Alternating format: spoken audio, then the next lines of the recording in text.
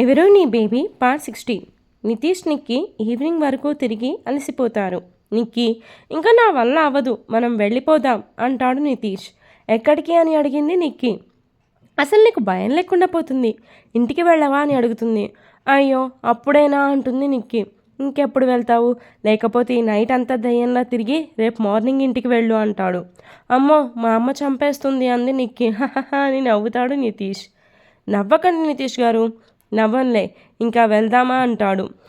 అలానే వెళ్దాం, అంతకన్నా ముందు మీకు ఒక విషయం చెప్పాలి నేను. చెప్పు అంటాడు. నిక్కీ ధైర్యం తెచ్చుకొని ఐ లవ్ యూ నితీష్ అని గట్టిగా అరిచి చెప్పేసి పారిపోయి ఇక్కడి నుంచి. రేపు కలిసి తన డిసిషన్ అడగొచ్చు. ఎస్, ఇదే మంచి ఐడియా అనుకుంటుంది నిక్కీ మనసులో. హలో నిక్కీ గారు, నాతో మాట్లాడాలి అని చెప్పి కళ్ళు మూసుకున్నారేంటి? చెప్పేసే నిక్కి, ఇంకా ఆలోచించకు అనుకుంటూ నితీష్ గారు అంటూ ఊపిరి పీల్చుకొని వదులుతుంది. నేను నితీష్నే, నువ్వేం చెప్పాలి అనుకుంటున్నావో చెప్ప కొంచెం అన్నాడు. కొంచెం కాదు, మొత్తం చెప్తాను. అది నితీష్ గారు. ఈలోపు నిక్కి ఫోన్ రింగ్ అవుతుంది. అబ్బా, కరెక్ట్ టైంలో కాల్ అని నీరసంగా ఫోన్ వైపు చూస్తుంది. మామ్ అని ఉంటుంది అంతే. టక్కున లిఫ్ట్ చేసి మమ్మీ అంటుంది నిక్కి. నిక్కి, చాలాసేపు అయింది నువ్వు బయటకు వెళ్ళి, ఇంకో 10 మినిట్స్లో ఇంట్లో ఉండాలి, లేకపోతే నువ్వు ఎక్కడ ఉన్నా వచ్చి తీసుకొస్తాను అంది. అమ్మ నేను ఆన్ ది వేలో ఉన్నాను, నువ్వు కాల్ కట్ చేసి చూడు, నీ ముందు ఉంటాను అంది. కట్ చేస్తున్నా అంటూ కాల్ కట్ చేస్తుంది నిక్కీ మామ్.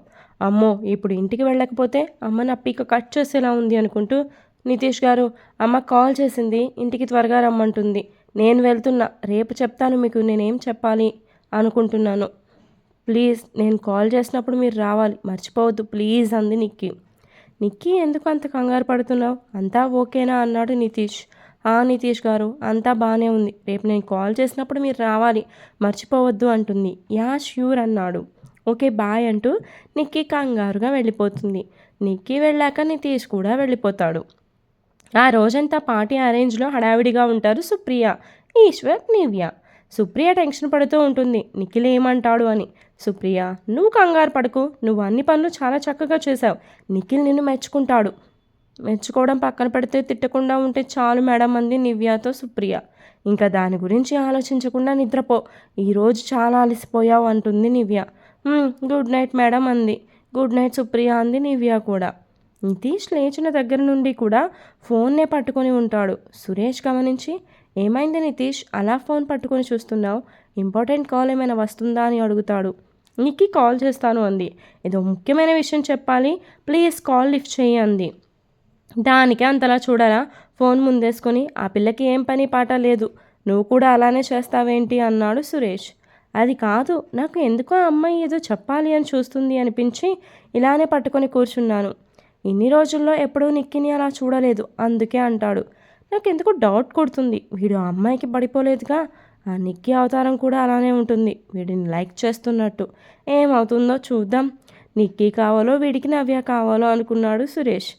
నితీష్, వెళ్ళి ఫ్రెష్ అయ్యిరా, ఫోన్నే చూస్తూ కూర్చుంటే ఎలా, కాల్ వస్తే నేను డోర్ తట్టి మరీ ఇస్తాను అన్నాడు. నిన్ను నమ్మి వెళ్తున్నా, లిఫ్ట్ చేసి మాట్లాడు, అర్థమైందా అని సురేష్కి 10 సార్లు చెప్పి వెళ్తాడు నితీష్. అంటూ ఫోన్నే చూస్తుంటాడు సురేష్. ఈశ్వర్ నివ్య దగ్గరికి వచ్చి, డ్రెస్ సంగతి ఏంటి, స్టిచ్చింగ్ అయిందా అని అడుగుతాడు. నేను కాల్ చేశాను, 4కి రమ్మంది. నివ్య, నువ్వే వెళ్ళు అని చెప్తాడు ఈశ్వర్. నేనే వెళ్తాను. సరే ఇది తీసుకో. ఏంటి అంటూ ఈశ్వర్ ఇచ్చింది చూసి, ఏంటి బ్లాంక్ చెక్ ఇచ్చావని అడుగుతుంది. ఎంత అంటే అంత అమౌంట్ రాసి ఆమెకు చెక్ ఇచ్చేయి.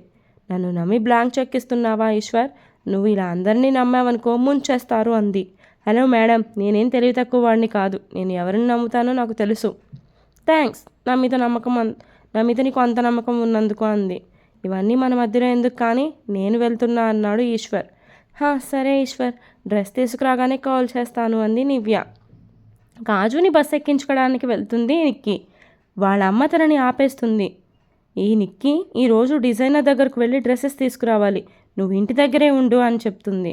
కానీ అమ్మ, ఇప్పుడు వాడితో పనేముంది, ఈవినింగ్ పార్టీకి వెళ్ళాలి, నేను డాడ్, అందుకే నిన్ను కూడా తీసుకొని వెళ్దాం అనుకున్నా, కానీ కాజుకి ఎగ్జామ్స్ ఉన్నాయిగా, ఒక్కదాన్నే ఇంటి దగ్గర వదిలి వెళ్ళలేం కదా.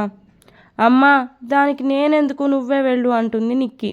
నిక్కీ, ఇలా ఎదురు సమాధానం చెప్పడం ఎప్పటి నుండి నేర్చుకున్నావు, అయినా నీకు అంత ఇంపార్టెంట్ వర్క్ ఏముంది అని అడుగుతుంది. అమ్మకి డౌట్ వస్తుంది ఇంకా ఎక్కువ చేస్తే అనుకొని, ఏం లేదులే అమ్మ వస్తాను అంటూ డల్గా తన రూమ్కి వెళ్తుంది. ఆఫ్టర్నూన్ 3కి నివియా బయటకు వచ్చి ఆటో ఆపుతుంది. మెరీనా బోటిక్ అడ్రస్ చెప్పి అక్కడికి తీసుకువెళ్ళమని చెప్తుంది. నితీష్, ఆఫ్టర్నూన్ నుండి అలానే ఫోన్నే చూస్తూ కూర్చున్నావు. ఆ అమ్మాయి ఎంత బిజీగా ఉందో, వదిలే ఇంకా, రా అలా బయటకు వెళ్దాం అంటాడు సురేష్ నితీష్ని. సరే అంటూ ఇద్దరూ బయటకు వస్తారు. నిక్కీ రెడీనా, డ్రైవర్ వచ్చేశాడు అని పిలుస్తుంది నిక్కీ వాళ్ళ అమ్మ. హా అమ్మ అంటూ రెడీ అయ్యి బయటకు వస్తుంది. ఇద్దరూ బొటిక్కి స్టార్ట్ అవుతారు. సురేష్ వెళ్తూ వెళ్తూ ఉండేవాడు, బైక్ ఆపేస్తాడు. ఏమైందిరా, ఎందుకు ఆపావు? అది అక్కడ ఒక అమ్మాయి ఉంది కదా. ఎక్కడ? అదేరా ఆ బొటిక్ ముందు అని చెప్తాడు సురేష్. అవును, ఆ అమ్మాయిది మా ఊరే, ఒకసారి వెళ్ళి పలకరించి వస్తాను అంటాడు. సరే త్వరగా రా అంటూ నితీష్ బైక్ మీద కూర్చొని ఫోన్ నొక్కుతూ ఉంటాడు. నివ్యా డ్రెస్ కనెక్ట్ చేసుకొని బయటకు వచ్చి ఆటో కోసం చూస్తుంది. చుట్టుపక్కల ఎక్కడా కనిపించకపోవడంతో ముందుకు అడుగులు వేస్తుంది. చాలాసేపటి నుండి మాట్లాడుతున్నాడు ఏంటి, వీడు ఇంకా రాలేదు అంటూ సురేష్ వైపు చూస్తాడు నితీష్. అప్పుడే నవ్య ఒక కవర్ పట్టుకుని రోడ్ క్రాస్ చేయడానికి చూసి అలా స్టాట్యూలా నిలబడిపోతాడు. చాలా రోజుల తర్వాత చూసేసరికి తన గుండె గుడిలో గంటలు మోగుతూ ఉంటాయి. నవ్య అని అరుస్తూ రోడ్ క్రాస్ చేస్తుంటాడు. బైక్ అడ్డుగా వస్తున్నా అలానే ట్రాన్స్లో వెళ్తూ ఉంటాడు. నివ్య ఆటో కోసం చూసి చూసి చిరాకు వచ్చి అలానే ఉండిపోతుంది. చిరాకు వచ్చి ఈశ్వర్కి కాల్ చేసి కార్ పంపమని అడుగుదామని ఫోన్ తీస్తుంది. ఈలోపు ఆటో రావడంతో ఫోన్ బ్యాగ్లో వేసి ఆటో ఆపుతుంది. నితీష్ రోడ్ క్రాస్ చేయడం, నివ్య ఆటోలో ఎక్కి వెళ్ళిపోవడం ఒక్కసారే జరిగిపోతాయి. ఆటోలో వెళ్తున్న నవ్యని చూసి నితీష్ ఆటో వెనుక పరిగెడుతూ ఉన్నాడు. నవ్య ఆగు అంటూ ఆటో వెనుక పరిగెడుతున్నారు. అద్దంలో నుండి ఎవరో పరిగెత్తుకుంటూ రావడం చూసి డ్రైవర్ కారు ఆపు, ఎవరో వస్తున్నారు అంది. అలానే మేడం అంటూ సైడ్కి ఆపుతాడు డ్రైవర్. నవ్య ఆటో దిగి అతనికి ఎదురుగా నడుచుకుంటూ వెళ్తుంది. హే మిస్టర్, ఎందుకు అలా ఉరుకుతున్నావు, ఇంకో ఆటో ఎక్కొచ్చు కదా అంటుంది. నితీష్ ఆయాసం తీర్చుకుంటూ, నవ్య నేను ఆటో కోసం కాదు వచ్చింది అని అంటాడు నితీష్. నవ్యానా, నానేం నీకు ఎలా తెలుసు అంటుంది. నవ్య నాకు తెలుసు, నీ నేమ్ కూడా తెలుసు. చాలా రోజులైంది నవ్య నిన్ను చూసి. నిన్ను చూడగానే నా ప్రాణం తిరిగి వచ్చింది అనిపించింది తెలుసా. ఎప్పుడైతే కనిపించడం మానేసావో అప్పుడే నేను డిసైడ్ అయ్యాను, నువ్వు ఎప్పుడు కనిపిస్తే అప్పుడు నా మనసులో మాటలు చెప్పాలి అని. ఎవరు ఇతను, నేను బాగా పరిచయం ఉన్నట్టు మాట్లాడుతున్నాడు, నా పేరు చెబుతున్నాడు, నేను కనిపించక బాధపడ్డాను అంటున్నాడు అని నివ్య ఆలోచనలో నితీష్ గురించి ఆలోచిస్తున్నాయి. నితీష్ మోకాళ్ళ మీద కూర్చొని చేతులు రెండు చాపి, నిన్ను చూసిన రోజులన్నీ కూడా నిన్ను చూస్తూనే గడిపాను. నీ ముందుకు వచ్చి నా ప్రేమని తెలపాలి అంటే చిన్న భయం, నువ్వు కాదంటావేమో అని కాదు, మళ్ళీ నిన్ను అలా దొంగచాటుగా చూసే అవకాశం ఉండదు అని. ఎప్పుడైతే మాయమయ్యావో అప్పుడే తెలిసింది, నా ప్రేమని నిన్ను ఎప్పుడు చూస్తానో అప్పుడే తెలపాలి అని. ఈరోజు నా లైఫ్లో సంతోషకరమైన రోజుగా మారుతుంది అని నిద్రలేచేటప్పుడు తెలియలేదు. దేవత దర్శనం అనుకోకుండా వస్తుంది అనడానికి ఉదాహరణ నువ్వే. ఐ లవ్ యూ నవ్య అన్నాడు నితీష్. నీకు నేను తెలియకపోవచ్చు, నాకు నువ్వు 2 years నుండి తెలుసు. డైలీ బస్ స్టాప్ దగ్గర నిన్ను చూస్తాను. ఎప్పుడూ కూడా నీకు ఎదురుపడిన మనసులో మాటని ధైర్యంగా చెప్పడానికి ధైర్యం చేయలేదు. ఇప్పుడు కూడా నా మాటను బయట పెట్టకపోతే లైఫ్లో నువ్వు కనిపించవు ఏమో అని భయం. ఐ లవ్ యూ అంటూ హార్ట్ షేప్ చేసి చూపిస్తాడు తన చేతులని. ఎప్పటి నుండో మదిలోని భావాలని బంధించుకొని తనలో తానే ఆనందపడేవాడు ఈరోజు మదిలో మాటలు ఆమెకు చెప్పిన వేళ తెలియకుండానే కన్నీళ్లు వస్తున్నాయి నితీష్కి. నితీష్ మాటలు అన్నీ మైమరుపుగా అనిపించి ఒక్క క్షణం తను వేరే లోకంలో ఉందేమో అన్న సందేహం కలిగించాయి ఆ మాటల ప్రవాహం. నివ్య ఏం మాట్లాడకుండా అలానే నుంచునేసరికి నితీష్ ఏం మాట్లాడదేమో అనుకొని, నవ్య నీకు సమయం కావాలి అంటే తీసుకో, నేను ఎంతకాలమైనా వెయిట్ చేస్తాను. నవ్య నితీష్ను చూస్తూ ఏం మాట్లాడకుండా వెనక్కి తిరిగి వెళ్ళిపోతుంది. నవ్య సమాధానం కోసం అలానే నుంచుని చూస్తున్నాడు. నవ్య ఆటో ఎక్కి డ్రైవర్ పోనివ్వు అంటుంది. నిక్కీ వాళ్ళ అమ్మతో బోటికి వస్తుంది. లోపలికి వెళ్తుంటే ఆపోజిట్ సైడ్ నితీష్ పిచ్చోడిలా ఆటో వెనక వెళ్ళడం చూసి, అమ్మ నేను ఇప్పుడే వస్తాను, నువ్వు లోపలికి వెళ్ళు అంటూ నితీష్ కోసం రోడ్ క్రాస్ చేస్తుంది. నితీష్ వెనకాలే వెళ్ళి నవ్యకి ప్రపోజ్ చేసింది అంతా విని ఏడుస్తూ రోడ్ సైడ్ కూర్చుంటుంది. నేను ఈరోజు మీకు నా ప్రేమని చెప్దామనుకున్నాను, కానీ మీ ప్రేమని మీ ప్రేయస్తో చెప్తారు అని నేను కలలో కూడా ఊహించలేదు అంటూ ఏడుస్తూ ఉంటుంది. నవ్య సమాధానం కోసం చూస్తూ నితీష్ అలా మోకాళ్ళ మీదనే కూర్చుంటాడు. నవ్య ఏం సమాధానం చెప్పకుండా వెళ్ళేసరికి అలానే స్టాట్యూలా ఉండిపోతాడు. నవ్య ఎప్పుడైతే ఏం సమాధానం చెప్పకుండా వెళ్ళిపోయిందో నిక్కీ పైకి లేచి కళ్ళు తుడుచుకుంటుంది. నితీష్ వైపుకు అడుగులు వేస్తూ నితీష్ మీద ఉన్న ప్రేమ వ్యక్తపరచాలి అని ముందుకు నడుస్తూ వెళ్తుంది. నితీష్ గారు, మీరు ఆ అమ్మాయిని ఇష్టపడుతున్నారు అని తెలిసే మిమ్మల్ని నేను ప్రేమించాను. అలాంటిది ఈరోజు ఆ అమ్మాయికి మీరు ప్రపోజ్ చేశారు అని నా ప్రేమని వదులుకుంటాను అనుకుంటే అది నా పిచ్చితనం మాత్రమే. అన్నీ తెలిసే మీరు కావాలి అనుకున్నాను. ఈరోజు ఎలా అయినా నా మాటలు మీకు చెప్పకుండా ఉండను. ఆమె మీద ఎంత ప్రేమ మీకు ఉందో అంతకు మించి నాకు మీ మీద ఉంది. అది చెప్పే సమయం ఇదే అని నా మనసు చెప్తుంది. నితీష్ ముందుకు వచ్చి తన ఎదురుగా మోకాళ్ళ మీద కూర్చుంటుంది నిక్కీ. నితీష్ ఆలోచనలు అన్నీ నవ్య మీదనే ఉన్నాయి. నవ్య వచ్చేసావా మళ్ళీ నా కోసం అంటాడు నితీష్. నేను నిక్కీని, నవ్యాని కాదు అంది. నిక్కీ, నువ్వు ఇక్కడికి ఎలా వచ్చావు అని అడుగుతాడు. మీతో ఒక విషయం చెప్పాలి అన్నానుగా. నా మూడ్ బాగాలేదు, మనం తర్వాత మాట్లాడుకుందాం అన్నాడు నితీష్. నాకు తెలుసు మీ మూడ్ ఎందుకు బాగాలేదు. నవ్య ప్లీజ్ అంటాడు. నేను నిక్కీని అంటుంది. ఓకే ఓకే చెప్పానుగా, నా ఎదురుగా ఎవరు ఉన్నారో కూడా అర్థం కాని సిచ్యువేషన్లో ఉన్నా నేను. ట్రై టు అండర్స్టాండ్ అంటాడు.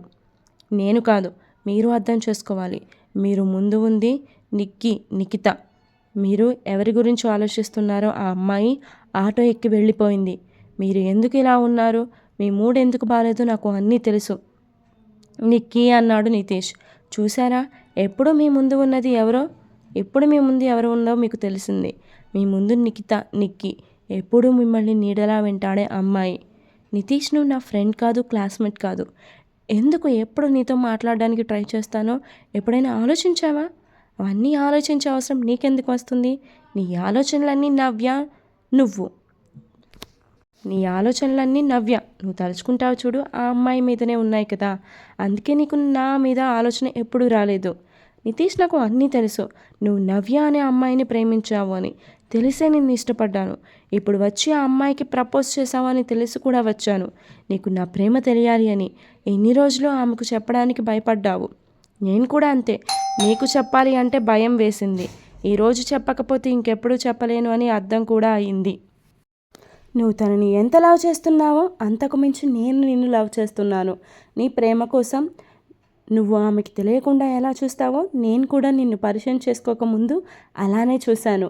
అదేంటి, ఆ అమ్మాయిని ఇష్టపడడం తెలిసి కూడా ఎలా నిన్ను లవ్ చేశానో అని ఆలోచిస్తున్నావా? ఆ అమ్మాయికి ఎలా నీ ప్రేమ తెలపలేదో తెలిసి నువ్వు ఆమె వైపు చూసినంతసేపు కూడా నిన్ను డిస్టర్బ్ చేయాలి అనిపించేది. ప్రేమలో కూడా స్వార్థం ఉంటుంది అని అప్పుడే తెలిసింది నాకు. ఆమె నీ ప్రేమని ఒప్పుకోకపోతే ఎంత బాధపడతావో నేను అంతే బాధపడతాను. నితీష్, నువ్వు ఎవరో తెలియని అమ్మాయి కోసం వేచి ఉంటావో, నువ్వు వేరే వాళ్ళని లవ్ చేసినా నిన్ను ఎంతగానో ఇష్టపడి నీకు ధైర్యంగా చెప్పడానికి వచ్చిన నా ప్రేమని ఒప్పుకుంటావో అంతా నీ చేతిలోనే ఉంది. రేపు కాజుని బస్ ఎక్కించడానికి వస్తాను. అప్పుడు నీ సమాధానం కోసం ఎదురు చూస్తూ అక్కడే ఉంటాను. మర్చిపోకు అని చెప్పింది నిక్కీ తను చెప్పాలి అనుకున్నవి మొత్తం చెప్పేసి అక్కడి నుండి వెళ్ళిపోతుంది. నితీష్ ఏం చేయాలో దిక్కులేని సిచ్యువేషన్లో ఉన్నాడు. ఈరోజు ఎపిసోడ్ ఎంతటితో కంప్లీట్ అయిపోయిందండి. For more updates to follow my story continuous. ఎలా ఉంది సర్ప్రైజ్? అసలు గెస్ట్ చేశారా నితీష్ నివ్యకి, నిక్కీ నితీష్కి ప్రపోజ్ చేస్తారు అని? నితీష్ అడిగి ఎటువైపు అవుతుందంటారు? నివ్యకైతే ప్రపోజ్ చేశాడు. తను ప్రపోజ్ చేశాడు కదా, ఆమె రిప్లై కోసం వెయిట్ చేస్తూ ఉంటాడా, లేకపోతే నిక్కీ మనసులో మాట తెలిసిపోయింది కదా, తిను మనకి బాగా తెలిసిన అమ్మాయి, చాలా మంచి పిల్ల అని చెప్పేసి ఈమె వైపుకి మైండ్ని డైవర్ట్ చేసుకుంటాడా? మీరేమనుకుంటున్నారు? అతను ఎటువైపు డైవర్ట్ అవుతాడని అనుకుంటున్నారు? For more updates to follow me story continuous. చాలా లేట్గా ఇచ్చాను అప్డేట్, నాకు తెలుసు. ఏం చేస్తాను, సమ్ టైమ్స్ అలా జరుగుతుంది. నీతోనే అన్ని స్టోరీ కూడా ఖచ్చితంగా ఇస్తాను నేను. 5 to 6 మధ్యలో ఖచ్చితంగా ఇస్తాను, లేకపోతే 4 to 5 మధ్యలో. అండ్ ఈ 4 to 6 మధ్యలో అయితే నీతోనే అన్ని అప్డేట్ కూడా ఇచ్చేస్తాను. దాన్ని కూడా చదివి కామెంట్స్ చేయండి, లైక్ చేసి సబ్స్క్రైబ్ చేయండి. మీరు నాకు లైక్స్, సబ్స్క్రైబ్స్, కామెంట్స్, షేర్లు ఎక్కువ చేశారనుకోండి, నాకు ఈ ఊపు వస్తుంది, ఏంటి ఇంట్రెస్ట్ వస్తుంది. అసలు వ్యూ వ్యూస్ ఏమీ సరిగా లేనప్పుడు నాకు ఇవ్వాలని మూడు ఉత్సాహం లేదు. బట్ 400 300 200 మంది చదివిన ఆ 200 మంది కోసమైనా నేను ఇవ్వాలి కాబట్టి ఏదో విధంగా నేను ఏమంటారు బూస్టప్ తెచ్చుకొని నేను మీకైతే అప్డేట్ ఇస్తున్నాను. And bye, love you.